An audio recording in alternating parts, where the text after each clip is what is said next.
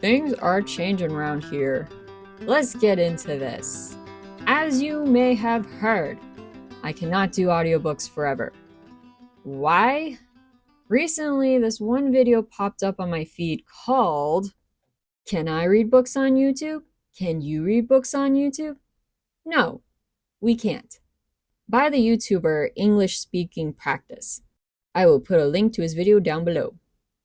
So, it popped up on my feed, and I saw it as a sign that I should stop making audiobooks before going any further. Which sucks because I really enjoy reading to you all. So sad, so sad. But do not worry. I will finish posting winter for you. For anyone who just started listening to the series, I will leave the videos up for a while and let you know a month in advance when I'll be taking those down. I know one person said they listened to 3 books in 3 days. That was pretty crazy. Okay, the reason why I can't continue reading more books is because of copyright reasons. Yeah, I know, sucks. Rules suck. Apparently, even if you're helping out the author become relevant again, that's not putting money in their pocket. And it is most certainly not putting money into the publisher's pocket. Which, I get. We all need money. I'm just taking this as a sign that I need to grow as a content creator. So far, everyone has been so positive. I am happy that my audiobooks have helped you enjoy the Lunar Chronicles again, helped make your day at work a little more fun, got you through the days you were sick, and helped some of you with your reading homework. Because I know how that can be. I had this whole plan for the next year or so. We were going to experience Lockwood and Co. together. I was going to try reading the series in a British accent for you guys. But, yeah. Jonathan Stroud, if you are listening and need a silly lady to do an audiobook for you, let me know. You can find my email in my, my channel page. Now, I know this is super early for a channel such as this one, but I figured I'd tell you how this all started. I was planning to talk about this during my first live stream, but things are changing, so I'm just going to tell you guys now. So, story time. I've been told by my friends that they like the way I read. One time in high school, I read a few books out loud to my friends. Well, more like we were wandering around bored and poor at Barnes & Noble. I picked up a fantasy book nearby that I've never read, flipped to a random page, and read some of the characters' dialogue. I read it the way I thought the character was feeling in that moment. And my friends looked at me all wide-eyed and said, "How'd you do that?" One of them picked up a book and said, "Now do this one." I don't know if my read-aloud skills started from this, but in high school, I had a lot to read. Oh my gosh, so many books. I do like books, but I was also forced to read a lot of books. And, they gave us these dumb heavy textbooks to read for homework. And each paragraph I read, nothing stuck at all. I'm sure many of you can relate. So if I had the room to myself, I'd read each paragraph in a way that sounded like the author was casually telling me the information. Did it make my homework a little bit more fun? Yes. Did anything I was reading stick in my head? No. Not at all. So I have this horror comic book friend named John. John wanted some book recommendations, so I gave him one. And that book was Nightlight, which is another book that I was planning to read you guys. It's a ridiculously funny parody of Twilight. I think you guys would love it. And so as a little treat, I'll read you guys the moment Belle meets Edward in school. And just to let you know, I also decided to try to read it in a different voice. Sighing as I shimmied up the rope into my U-Haul. I hoped there wouldn't be any vampires at the school. In the school parking lot, I parked my truck in the only place I would fit. The principal's space and the vice principal's space. Trigonometry was all blah blah formulas that we just save on our calculators anyway. And government was all blah blah, tomorrow we're crossing the border to attack Canada. Nothing I hadn't done at my old school. One girl walked with me to the cafeteria for lunch. She had brown bushy hair and a ponytail that was more like a squirrel tail in the context of her beady squirrel eyes. I thought I recognized her from somewhere, but I couldn't place it. "Hi," she said. "I think I'm in all your classes." So that's why I recognized her. She reminded me of the squirrel I hung out with in Phoenix. "I'm Belle." "I know. We've introduced ourselves already, like 4 times." "Oh, sorry. I have a hard time remembering things that won't be useful to me later." She told me her name again. Lululu? Zagrazia? It was one of those forgettable names. She asked if I wanted to eat with her. I stopped in the hallway, opened up my date book, and looked at Monday, 12 o'clock. "Blank," I exclaimed. I penciled in lunch with classmate, then checked it off while we stood in line. This was the year I'd become organized. We sat at a table with Tom and some other ordinaries. They kept asking me probing questions about what my interests were. I gently explained that was between me and my potential friends. Oh my gosh, she's so spoiled. Who does she think she is? It was then that I saw him. He was sitting at a table all by himself, not even eating. He had an entire tray of baked potatoes in front of him, and still he did not touch a single one. How could a human have his pick of baked potatoes and resist them all? Even Otter?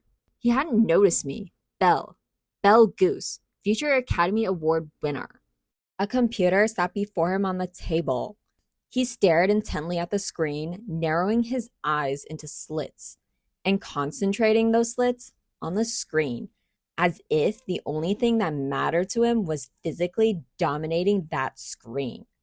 He was muscular, like a man who could pin you up against the wall as easily as a poster, yet lean like a man who would rather cradle you in his arms. He had reddish, blonde-brown hair that was groomed heterosexually. What? He looked older than the other boys in the room. Maybe not as old as God or my father, but certainly a viable replacement. What? This girl's crazy. Imagine if you took every woman's idea of a hot guy and averaged it out into one man. This was that man. "What is that?" I asked, knowing that whatever it wasn't avian. "That's Edward Mullen," Lulu said. Edward? I had never met a boy named Edward before. Actually, I had never met any human named Edward before. It was a funny sounding name. Much funnier than Edward. As we sat there gazing at him for what seemed like hours, but could have only been more than the entire lunch period, his eyes suddenly flickered towards me, slithering over my face and boring into my heart like fangs. Then, in a flash, they were back to glowering at that screen. "He moved here 2 years ago from Alaska," she said. So not only was he pale like me, but he was also an outsider from a state that begins with an A. I felt a surge of empathy. I had never felt a connection like this before. When I was in high school, this was so true. "That boy's not worth your time," she said wrongly. "Edward doesn't date." I smirked inwardly and snorted outwardly, tucking the soda mucus that flew out into my pocket. So, I would be his first girlfriend. She got up to leave. "Coming to bio, Belle?" "Duh, Lulu," I said. "Lucy. My name is Lucy, as in I love Lucy."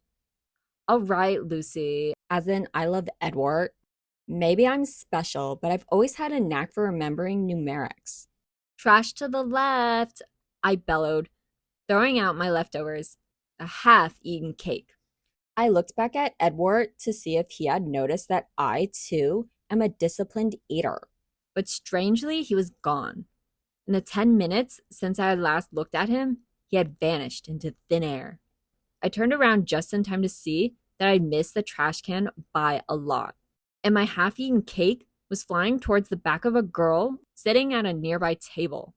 "Hey," she said, as the cake made impact. Who did that?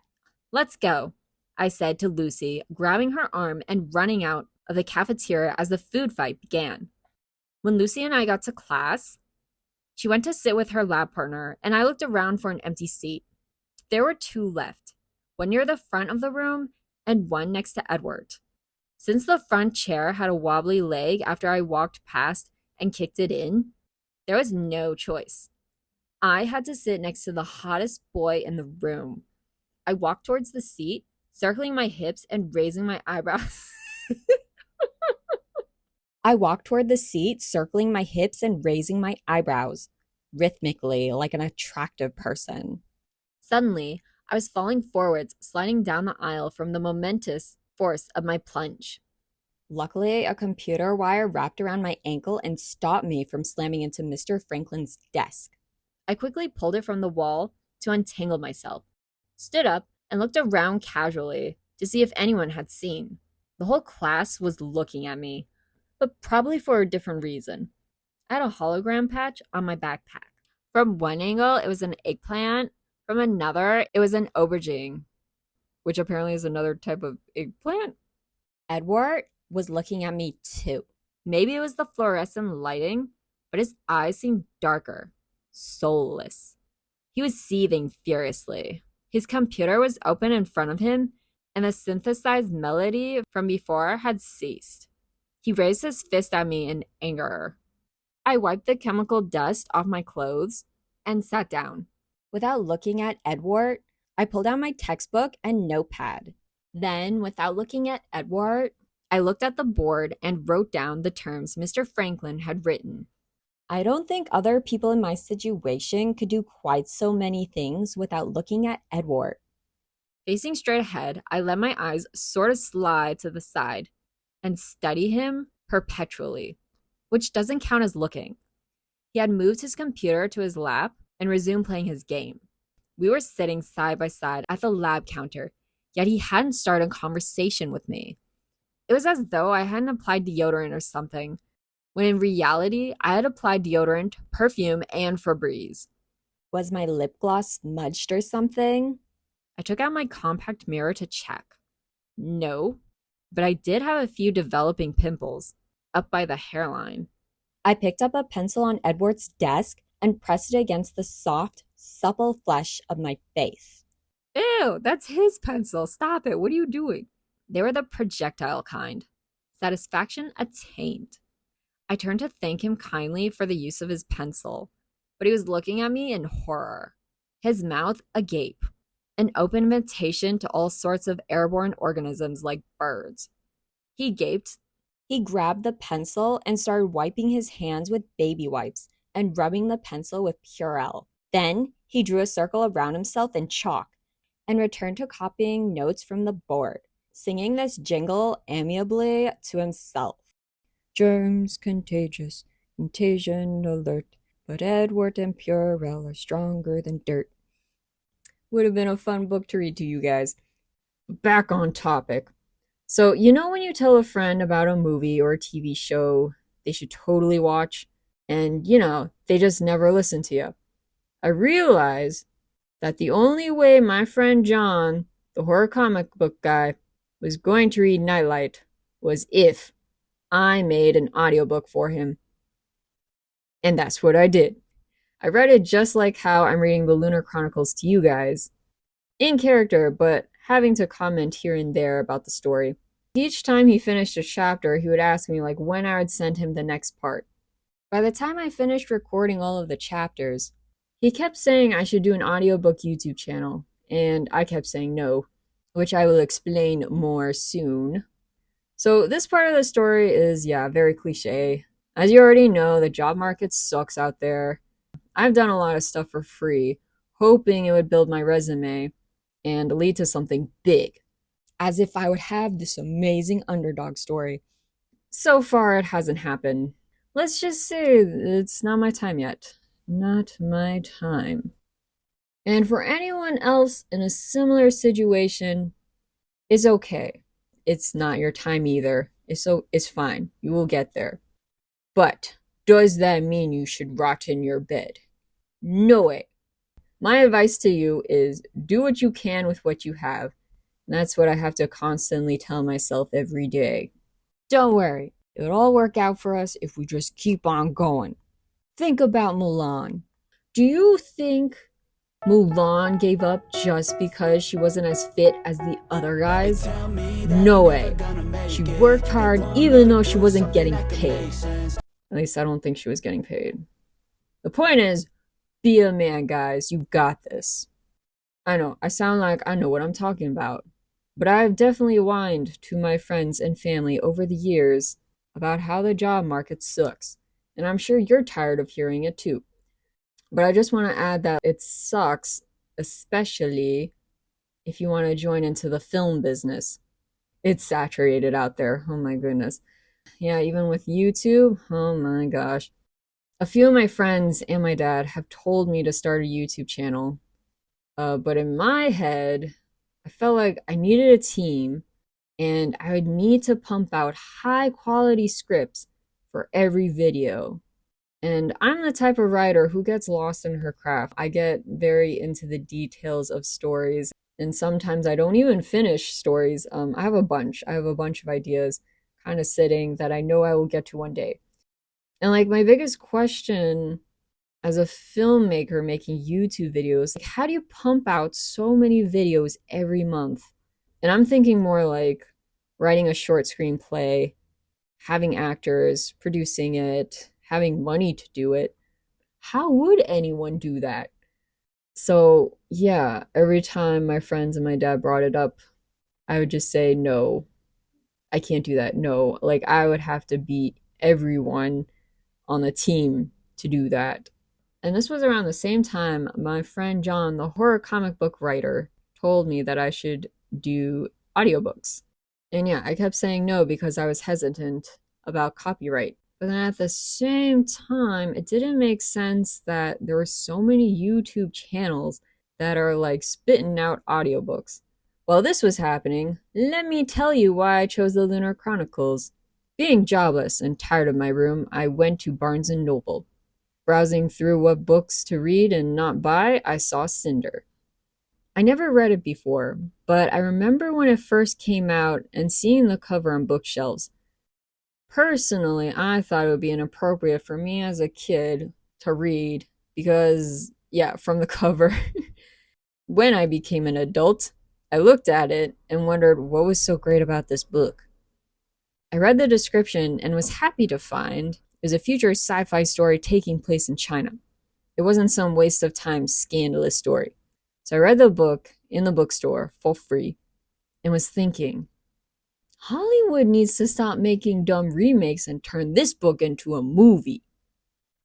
But who knows, maybe it will turn into a movie? Like, I read the article, I don't know, they were being very vague. I don't know if it's going to happen, guys, but hopefully it does, and when it does, it will be awesome. So, I only went to Barnes & Noble twice. Got up to chapter 20, and then I couldn't get myself to leave the house. Oh, and then I lived in Turkey for 6 months, but that's a whole other story. So, a year or so passes. I'm back in the US. Where I live, there's a table where people put their junk and stuff on that table for anyone who might actually want it. And sometimes they have books. So one day, as I was passing by that table, there she was. Cinder! My jobless heart was so happy. I was finally able to finish Cinder's adventure. Once I did, I saw that there were more books. Oddly enough, with today's bad movies, Japanese films like 5 centimeters per second, Grave of the Fireflies, great stories with bad endings, and shows being canceled randomly. Like a monk, I had come to accept good stories ending abruptly and badly. My expectations now are very low, very, very low to the ground. Thus, I was content with reading Cinder's book and never bothering to read the others. This was when my friend, John the horror comic book guy, came in and asked me one more time to do an audiobook YouTube channel. I was at a place where there wasn't much else for me to do. So I said, fine. But what book should I I looked at my bookshelf. It was meant to be. I recorded myself and put up my first video. That's when I blew up. No. That's when I started to get 2 to 5 views on my videos. I would watch the live count and freak out. Don't listen to me. God, who would want to listen to me? Stop it, guys. It was super embarrassing. I remember the first few comments I got too. Wow, there are actual comments? They were mostly talking about how nice my voice was or is. And to be honest, that's not what I wanted. I pictured my channel to be more like a book club, talking about Cinder and the crazy stuff she just found out about herself. But after a while I thought, they'll eventually start talking more about Cinder. Though now I do appreciate those types of comments. Thank you guys. So halfway through recording the book Cinder, I got like 5 to 15 views on each video. So things are kind of picking up. And I got 3 new followers. And yeah, the climb was very slow. Actually, it's still pretty slow, but I've come to be very thankful for it. Yes, I really like this slow, steady rise rather than just blowing up like crazy because I'm still trying to figure this out, guys. But yeah, at the time when recording Cinder, I was like, oof, I don't know how this is gonna work out. I don't want people listening to me read, but at the same time, I do want them to listen to me reading. So at the time, I thought to myself, okay, just finish Cinder. If not for the strangers on the internet, do it for your future kids. And once they grow old, they can pass these videos down to their kids and laugh and giggle at your dumb comments. So with that kind of thinking, it kept me going on to finish Cinder. Yeah, once I finished Cinder, I want to switch it up and do a table reading for The Goonies. And this was the first draft of the script. Really good movie. I did this for a friend. He really liked it. I had so much fun. If you guys want to check that out, do it. I will admit maybe the sound recording is a little but it's super fun. It's a super fun story. For some reason that didn't get many views, but if you haven't watched it and listened to it, do it. Do it now. Do it after this video. Then while I was releasing videos of the table reading for The Goonies, I got a few comments on the last video for Cinder. And those comments were saying that they wanted me to read the next book, Scarlet. And I totally wanted to buy the next book, but my wallet. At that time, my sis was busy buying books on eBay. And she said to me that if she bought a 4th book, that would be free. And she asked me if there were any books that I wanted. And I said, oh, good timing. There is a book I want. And yeah, I kept recording from there. I know what it's like to love a show and either wait years for it to finish or wait for the next season that will just never come. Or on Host Club.